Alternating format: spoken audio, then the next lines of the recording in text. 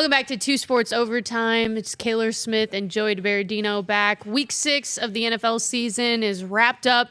And boy, it's been a hectic week since the last time we recorded. Yeah, it's been a wild one. Plenty to talk about with the Bengals. Obviously, the big news, the trade with the Browns to bring in the veteran quarterback Joe Flacco after a struggling, Burrow-less Cincinnati Bengals team turned to Jake Browning in the backup. That did not work out well. They lost 3 straight with Browning, and there was just not a lot of hope. And everybody was wondering whether or not the Bengals were going to go out and try to salvage this season and maybe not give up yet and throw in the towel. They didn't. They traded for a quarterback, but one that I don't think anyone ever would have thought. An intra-division trade with the Browns. First time they even traded with the Browns since 1992. Really? Yeah, it's only the third in-season trade that the Bengals have ever made since 73. So it does not happen for the Bengals. What? Yeah. No trades. In-season trade. Ever? Third one since 73. Third one in-season trade of all anybody. Yeah. So the more I learn about this organization, the more it's head scratching, isn't it? I know, right? It makes no sense. I know. So yeah, and then rare, let alone to trade with the Browns. So a division rival in the Browns. So and in-state rival. Exactly. So now Joe Flacco on his third AFC North team in the Bengals, which is just like wild. He should just like the Steelers should sign him to like a one-day contract to like retire or something so he can collect all the Infinity Stones. Put them all in his basement. Yeah. I'd want that. I'd be like, oh, we need the Steelers jersey now with Flacco. I'd put it up there just because. Be like, He's also been with the Colts, the Jets, and who else? Is that all? I think that's it. Ravens. 5 teams? Yeah. Ravens, obviously the longest. Super Bowl MVP, Super Bowl 47. Super Bowl MVP against the 49ers, the infamous game of the lights going out at the Superdome. Anyways, Bengals, his debut went okay. If we back up a moment, last Sunday when you were at the game against the Lions, you started off your post-game recap by asking, is it time to hit the panic button? And I told you after the trade was made, they hit the panic button. The NFL panic button is Joe Flacco. Yeah. That is the panic button. Very last resort panic button. Like, oh my gosh, what are we going to do? He is the panic for the Colts, for the Jets, for the Browns, now for the Bengals. He is the panic button. The panic button was hit. It's a shame because he's 40 years old. He's not mobile. It doesn't seem like he's got a lot left in the tank, but he is a good veteran quarterback. He's obviously a very smart quarterback. What we learned from the days leading up to his debut on Sunday against the Packers from other Bengals players was how quickly he was able to pick up the playbook. You know, I mean, it is the hardest position in sports. I would argue that is a pretty clear in a way. You know, those guys are a different breed. I mean, not only are they some of the best athletes in the world, but they are some of the smartest individuals to know all those. If you've ever seen this show Quarterback, you'll know that it is, if you have any, understanding of what goes into that position, especially in the NFL at the highest level, it is as difficult as it gets. So for a guy to have just like 4.5 days really to drive down, Zach Taylor was on the phone with him on the car ride down from Cleveland, going over plays and then, trying to get him ready. So what we saw in that first half was probably what everybody expected. They just could not get anything going, but it seemed like in that second half, it at least looked somewhat optimistic now going forward. I mean, it looked like there was some shimmering of potential hope with Flacco at quarterback. What we saw in that second half. They can win a couple more games now than our original count. Yeah. That we went over. And a win over the Jets. I still think we said 7 wins. Yeah. Looking at how things were going with Browning, I don't know if they would have reached 7. Now I think they can reach 7.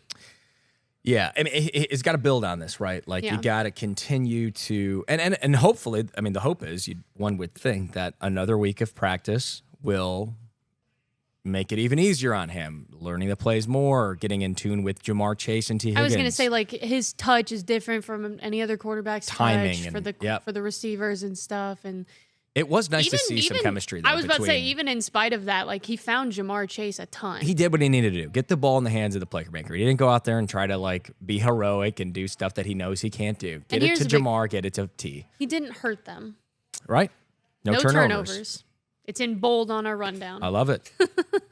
Which was nice to see from Browning in the game Vikings, right? No turnovers in that game. No. The Vikings had 5. The Vikings was the 5 turnover game. Who was after Vikings before Lions? Oh, gosh. I thought it went Vikings, Lions, Packers. Yeah. Then it was the game before that he had no turnovers. 3 interceptions against the Jags, and a half. What's the game we're missing? Oh, my gosh, Joey. I know, it's bad. There's been a lot of football, everyone. You keep track of. We got basketball coming. I don't know. I'm trying to think. Remember Broncos. Thank you. The Broncos. Someone shouted it out from the newsroom. Thank you. I knew there was one more game on the road that was a. But where were you going with that? That's what I was. What I was going to say was it seemed at that point with Browning when we saw the no turnover game in Denver, even though they didn't seem the offense going, it was like, okay, maybe it just needs time for him to settle in, and then he went out and struggled mightily against the Lions. So to see, at least I'm saying in the positive sense of seeing Flacco have no turnovers and then find that rhythm eventually in the second half. When you're comparing apples to apples in terms of comparing Browning and Flacco, because a lot of people wanted to compare them being almost identical in terms of how much they turn the ball over. I think it was entering this week, it was Flacco's 6 interceptions to Browning 8 interceptions. So at least it was somewhat positive to see that, they were able to get going. I mean, 29 for 45, 219 yards and 2 touchdowns, 10 catches for Jamar Chase, 94 yards and the touchdown. But he placed those 2 touchdown balls perfectly. Oh, that one to Tanner Hudson and was they a were, dime. The one to Jamar was a dime. Yeah, that was great. They were all great. Threaded the needle on both. Yeah. So it just looked good. Yeah, it was good. It was cool to hear him talk about it. Although it was a loss, and we saw like Jamar Chase after the game saying like how there's instilled confidence again. Yeah. You can hear it when you hear the players talk about it. I mean, Jamar Chase was saying he's so poised. He learned everything so quick. The confidence is back, and that's what was lacking for those at least 2 weeks with Browning. It just seemed like they were going out there knowing they were going to lose, which is just a mindset you cannot have in the NFL. And you'd think most of those guys didn't, but body language-wise, that's exactly how it seemed. So a short week, though, obviously, when you have a new quarterback on your team and a guy trying to learn the playbook in a handful of days to now come back and just have a handful of days in a short week to play on Thursday Night Football against another division rival team that he's obviously very familiar with, and the Steelers. It's a nursing home game. Combined got the 2 oldest quarterbacks in the league. I love that. Combined age of Aaron Rodgers and Joe Flacco is 81 years old.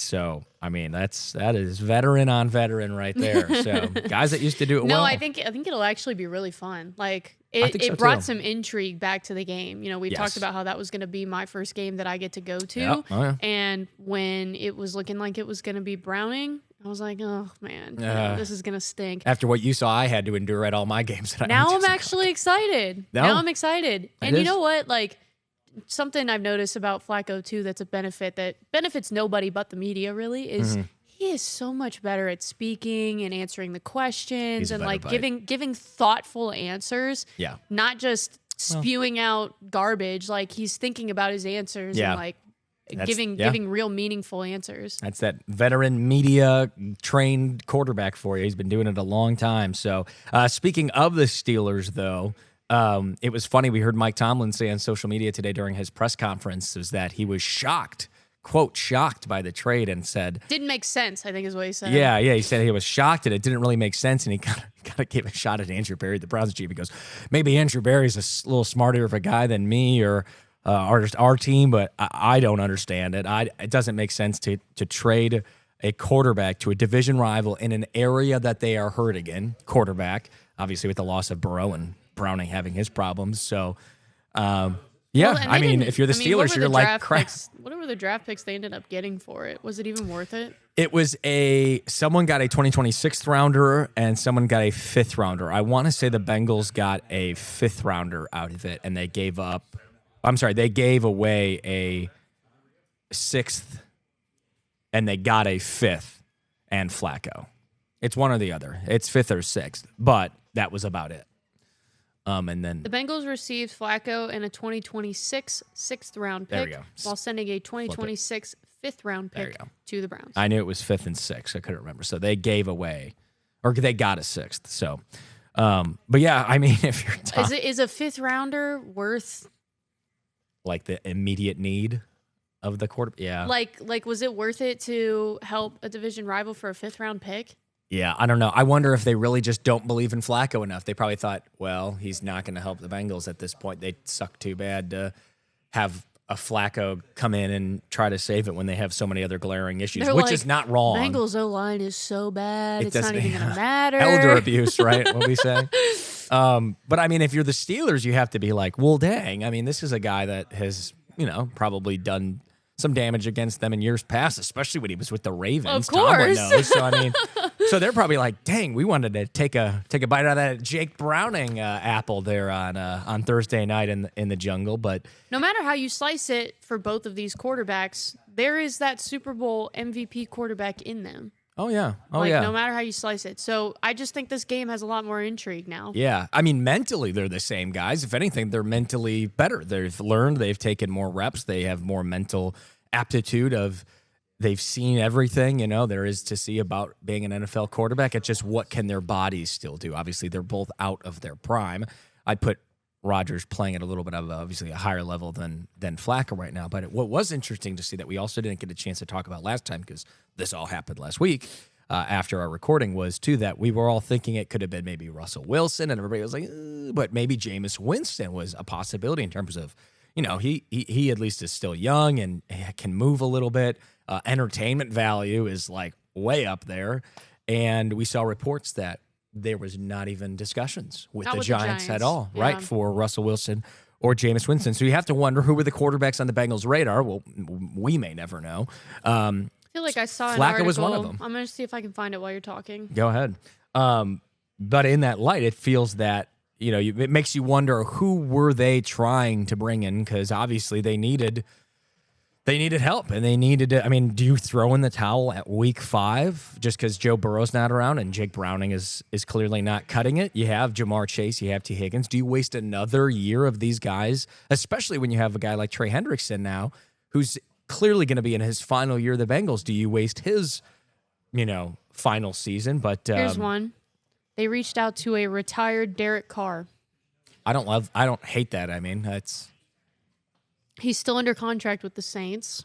Wow. I didn't know that. So he's getting paid to sit at home. There were several other notable names, including Davis Mills from Houston, Sam Howell from Philly. Sam Howell. Davis Mills. Maybe I don't watch enough football. I don't know what that is. Yeah, so I watch a lot of football. I don't know what that is. Well, he's the backup in Houston. Ooh. Went to Stanford. Not familiar. I do not recall who that is. 5th rounder, 26 years old. Well, there you go. But they ended up going with Flacco. It has the potential of working. This next game is going to be tough. At least he gets the home crowd. I think Bengals fans are really going to give him a good warm welcome. I think you got to show up to that Thursday night game. It's the white Bengal. I mean, you're taking on an AFC North rival who is leading the division right now at 4-1. The Steelers are so. It's got to be so strange. Like this guy that you railed against all of this time when he was with the Ravens, right? And now you're having to rail with him. So strange. I mean, it is a wild. I mean, if you would have told me that Joe Flacco would have been the Bengals quarterback, there's been so many things that were not on our bingo card. Joe Burrow getting hurt doesn't surprise me. It's unfortunate, but it's just the trend, unfortunately. That is the one thing about Flacco. As old as he is, he generally is healthy. This is not wood. I said generally. I know. I've got wood right here. I'm just doing it for the sports superstitious.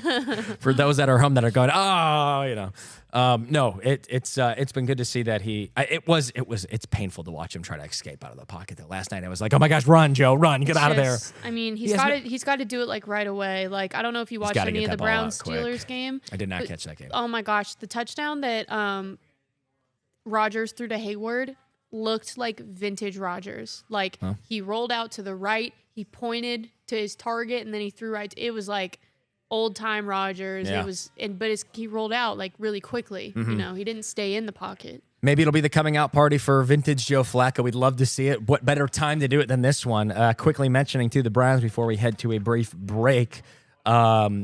they're coming off a 23-9 loss to the Steelers after what we thought was going to be the next step for Dylan Gabriel and the rookie. After, even though they lost that game to the Vikings in London, it seemed like, hey, it was the right option to bench Flacco. Their offense turned into the Bengals offense. Threw the ball 50 times and rushed it 10, 15 times.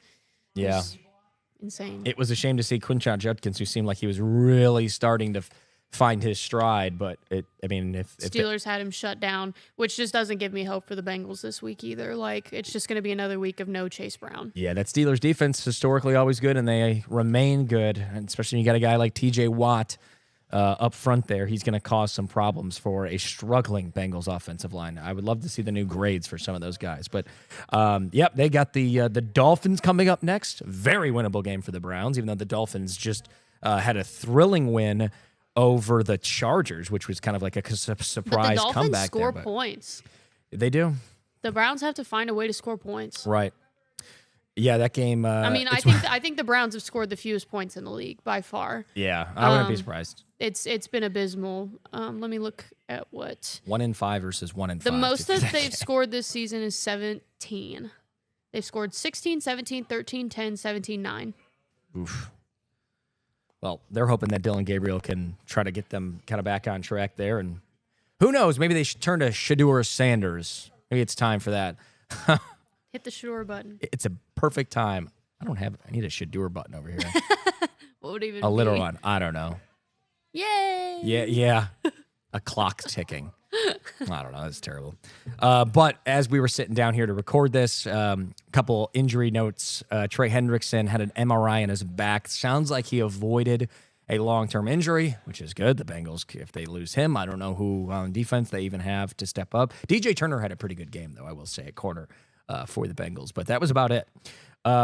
His availability is unclear.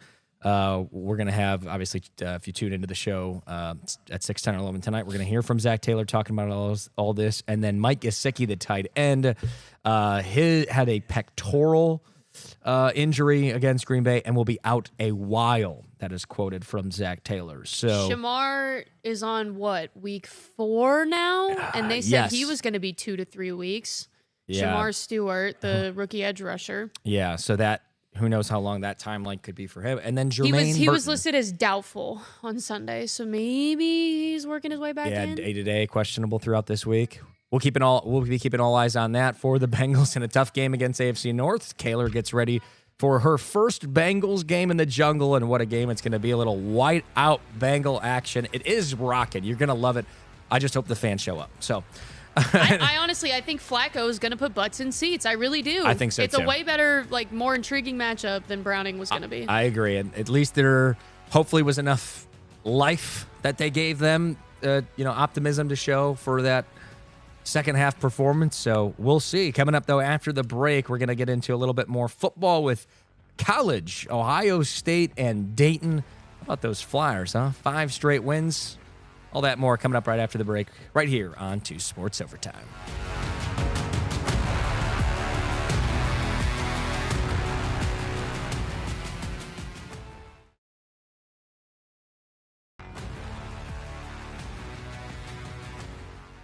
Welcome back to 2 Sports Overtime. We're going to transition to talk about some college football now. It was week 7, I want to say. Everybody's had a bye week, so the record's kind of thrown me off College is always one ahead. Yeah. So, we're in week 7. If it was week 6 of the NFL, then week 7 we are. And everybody's had a bye week now, so it just throws me off. But Ohio State stays unblemished. They go on the road and get a big...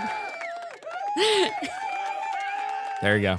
And get a big Big Ten win against the number 17 Illinois team, 34-16. So that's their second-ranked win this season. That first one coming, of course, against the then number 1 Texas Longhorns in week 1. But they get their second one on Saturday in Champaign. Yeah, big one. Big noon kickoff. Kind of another one of those anticipated tests, hopefully, for the Buckeyes. And, they take care of business pretty handily. It was a good day for Julian Sayin. 19 for 27, 166 yards, 2 touchdowns, no interceptions. Santa's not thrown an interception since week 3 against Ohio. We had 2 in that game, kind of like a fluke game. It felt like that night was just kind of one of those random days where Ohio State almost lost to a MAC team. But It was close through. Close in the beginning. 2.5 quarters. It was closer than anybody would have thought. Yes, and then they ran away with it late. Absolutely. But I think I saw a graphic, too, from Fox in kind of catching the game a little bit. I think he has the highest completion percentage in Division I football. Wow. At least entering last week. And I would assume that stood at, if you're throwing 19 for 27. So, yeah, I mean, there were a lot of question marks after, Will Howard, a veteran senior, came in and last year out of the transfer portal. And super senior. Yeah, exactly. From K-State. Kayler's, Kayler went to Mizzou, but Kayler's a big K-State fan. So Kayler's K-State. What are they? Wildcats. Wildcats, that's right. But taking home, I forget what that trophy's called. It's a big turtle. Super cool, though. But pretty big for Sand to be doing what he's doing at a young, inexperienced age at this point with this Buckeyes team. And they are still number one in the poll, 7th week in a row. And I like how they're going to have a couple good tests coming up here. Well, I don't know. Wow. 27.5-point favorite against Wisconsin. Isn't that crazy? On the road. That's a lot. I didn't see the 2 and thought, wow, 7.5 points. They're giving Wisconsin a really good. Wow, I don't know if Wisconsin's that bad to lose by 30 at home, but I feel so. I listened to some other media folks and what they have to say, and it just sounds like still people are unsure about Ohio State, and they feel like this team is worse than last year, and they list off all the guys that they had last year. And I get it, but they are just on a roll. Yeah, I mean, you can't deny with an undefeated record, and they really haven't struggled against any team. I mean, look what they did to Texas. And they talk about like Travion Henderson and Quinshon Judkins, and I'm like, well, Donaldson and Jackson look pretty good. Yeah, right. And you have arguably the best player in college football still in Jeremiah Smith. It's like, I agree, and we're not Buckeye fans in any way, shape, or form. So I mean, I also we're thought, like truly unbiased as can be. Because coming into the offseason, Texas Arch Manning, and the Texas Longhorns, and it was like Ohio State. I don't know. Wasn't even ranked number 1 preseason. Right. So, and they took care of that. They went and earned it. So, exactly. So it's cool to see them doing well, and Julian staying doing great. And it's Indiana. I see you have here in the notes. Indiana entering the top 5 too. So we got to talk about what happened this weekend. I was just going to say big news out of the Big Ten. All around the Big Ten, lots of stuff happening. So Oregon, who was ranked number 3, gets taken down by Indiana. I believe Indiana won by 10 on the road in that game. Yeah. Indiana looks good again this year. Is number 3, which is their highest ranking in program history. Wow. So that's impressive. And then Penn State, another unranked, crushing, stunning upset. And it's the dagger this time for James Franklin.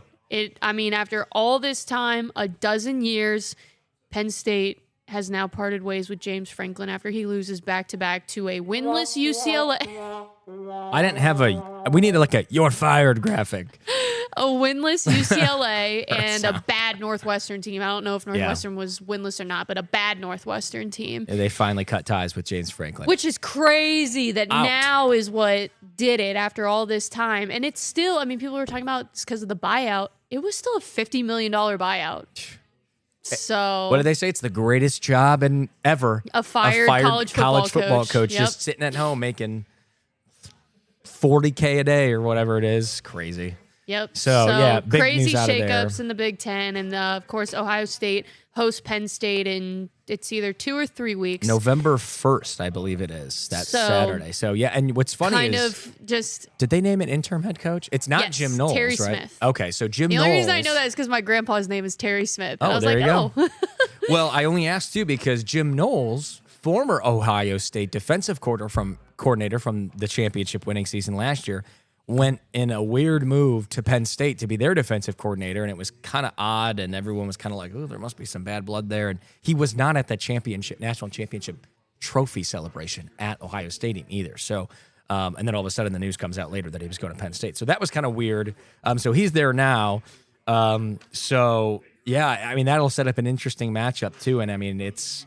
Penn State's dead. Penn State's dead. They're out of CFP contention. Yeah. It's at the shoe. It's going to be insult to injury probably for the Buckeyes at that point. What it looked like, though, on paper going in was like, ooh, this is going to be a really good game. Just like what we thought Texas was. And the Texas game was good. But I don't see Ohio State having any problems figuring it out. Do they play Indiana?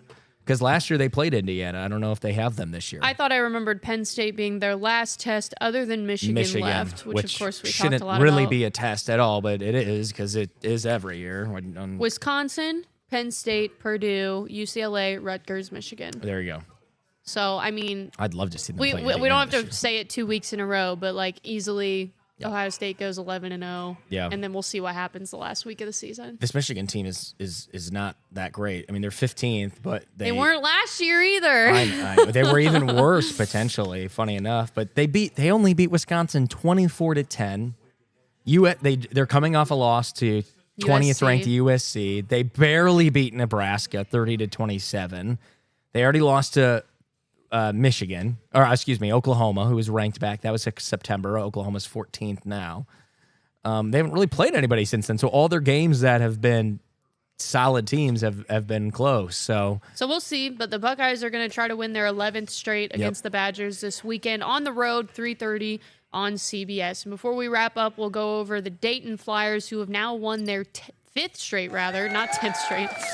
Yeah. Go Dayton. Flyers. 5 straight wins. It's awesome. I think that's the first 5 straight wins in Trevor Andrews' era here, 3rd year. It's insane how they're doing it. They're doing it by scoring everything in the first half and then not scoring at all in the second half, practically. They won 41-10 over Valparaiso on the road. All 41 points scored in the first half. Did not score in the second half, obviously. Now, here's a stat. UD has scored 111 first half points in the last 3 weeks, just 13 in the second half. Oh, wow. And they've won 5 in a row. Is it because they're resting Schondelmeyer in the second half? Nope. Okay. They are rolling out the starters still in the second half. And I mean, he has been on fire, though. Yeah. He still hasn't turned the ball over yet, has he? I wasn't aware if that was a stat already. I think he still has 0 turnovers. Wow. Through 7 weeks of football for the Flyers. Well, the Flyers nearly swept the weekly honors for the Pioneer Football League. Schondelmeyer won Offensive Player of the Week for his 15 passes, 202 yards, and 3 touchdowns. As you mentioned, no interceptions. Brandon Martin was the Defensive Player of the Week. He had 3 tackles for loss, 1 sack, 1 fumble recovery, a pass breakup, and 6 total tackles. So they're looking good. They're looking good. Yeah, I think I'm going to go look here, but I'm almost positive it's 5 straight wins. That's the first time, or the longest win streak in the Trevor Andrews era. Now in week 3, 0 interceptions. It's pretty impressive. Very impressive. He's had a higher than a 55% completion rating through all the entire season. He's already up to 1,300 passing yards, 15 touchdowns, and he's got negative 16 rushing yards. The one thing I was literally about to say before you even said it is the one thing we don't see him do is run the ball. He's got a cannon of an arm, so he doesn't really need to use his legs. But, that's good because he's getting all these passing yards. That means he has good protection. Yep. Maybe the Bengals should go grab a Dayton Flyers lineman. I don't know. Maybe Ryan Imes? Yeah, hey, there you go. They could use all the help they can get at this point. But, great to see the Flyers doing well. Coming up next is Butler. They're back home here at good old Welcome Stadium. Kayler, you'll be at that one, I think. And then if it doesn't rain? Yeah, if it doesn't rain. We've had such nice weather here lately. So, 5 in a row ever since that really close loss to Eastern Illinois in the non-conference opener, 24-14. They have really motored since. They had that close one against Robert Morris, but outside of that, it's been really pure domination. So they're really the one that everybody's going to have their eye on is that October 25th noon game against Presbyterian. That is going to be a heck of a battle. I want to go look at the PFL standings here really quick just to see what it looks like. But I think Presbyterian still is undefeated overall. They are. So Flyers are 3-0 in the conference. Presbyterian's 2-0 in the conference, so they just haven't played the same number of games. Dayton 5-1. Presbyterian undefeated. 244 points for, 90 points allowed, as well as Dayton. So both have allowed 90 points. And it was funny because we were talking to some of the guys that work for the Dayton football team, and they were surprised that Presbyterian was the team to beat outside of Dayton this year in the PFL. So they're having a heck of a year. So it starts with Butler, but it's nice they get two home games in a row against Butler, and then that one against Presbyterian in a couple weeks. So that should be a really, really good test for them and really good game. But yeah, to all football show. Soon it's not going to be that way, though. We got basketball coming here soon, don't we? Yes, we do. Flyers taking on 2 weeks. The Penn State Nittany Lions, the James Franklin-less. It's basketball. It's different. I had to throw that in there. I'm sorry. That charity exhibition game, third time they're doing it. That is coming up on Sunday, October 19th. We're both going to be at that. Always a great time there. 1 week. Yeah, 1 week away. So basketball here before we know it. Started the college season, and we could be more excited to bring you all that. We'll get our first look at this new look 6 transfer Dayton Flyer team, and we're going to be breaking it down right here for you. On air, and of course right here on 2 Sports Overtime.